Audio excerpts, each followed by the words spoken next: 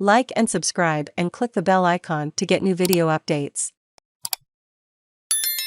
Northern Rivers residents share their stories with the NSW Flood Inquiry. For flood-weary Northern Rivers residents, the 2022 New South Wales Flood Inquiry could not come soon enough. The NSW Flood Inquiry will look at the preparation for, causes of, response to, and recovery from the 2022 flood events across the state. Many of the 500 people attending the inquiry's community meeting in Lismore on Tuesday night lost either their homes or businesses, or both, in the twin events of February and March. For many, much is riding on the outcomes of this process.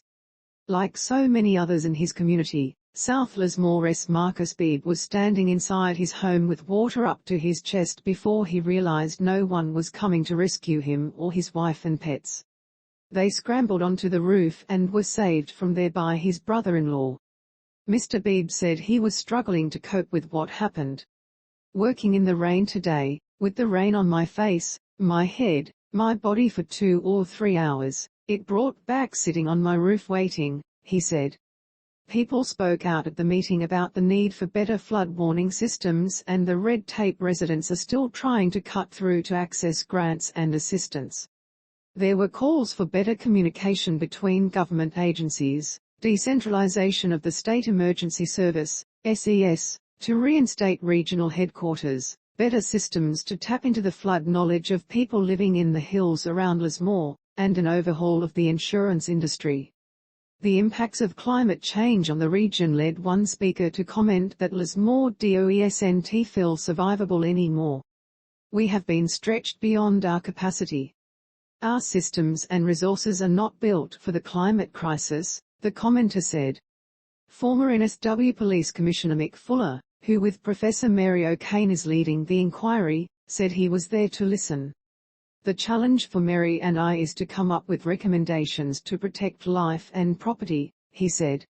In the lead-up to Tuesday's meeting, NSW Premier Dominic Perrottet said the inquiry must deliver answers for people. I want a fair dinkum report that goes to the heart of the issue, gives the government strong advice, and we'll look at it, Mr Perrottet said. We want to work through this in a way that ensures that as we rebuild our local communities in the Northern Rivers we do so in a way that works and builds resilience, he said. Readmore Minister for Emergency Services and Resilience Steph Cooke said it was important for people affected by the floods to make a submission to the inquiry. They have a responsibility to look at all of the facts, to listen to everyone that is stepping forward with their lived experience of what happened, Ms Cooke said. She said the government would be responding to the findings and recommendations of the inquiry. It is incumbent upon each and every government department, emergency services included, to take learnings from what has occurred and make sure that we absolutely do things differently, and better, and adapt accordingly into the future. Tonight's meeting came as Lismore City Council released its discussion paper on how to rebuild the city in the wake of the catastrophic floods. General Manager John Walker met with the reviewers heading up the inquiry, Mr Fuller and Ms O'Kane, on Tuesday. Mr Walker said the reviewers were receptive to feedback gathered during the council's process. They want to hear from local people and from leaders in the community, he said. Doing nothing is not an option. Building Lismore back better is the only way it can be done. Facing up to the realities of life with climate change and flooding is essential. The things we have raised are receiving sympathetic consideration by the state.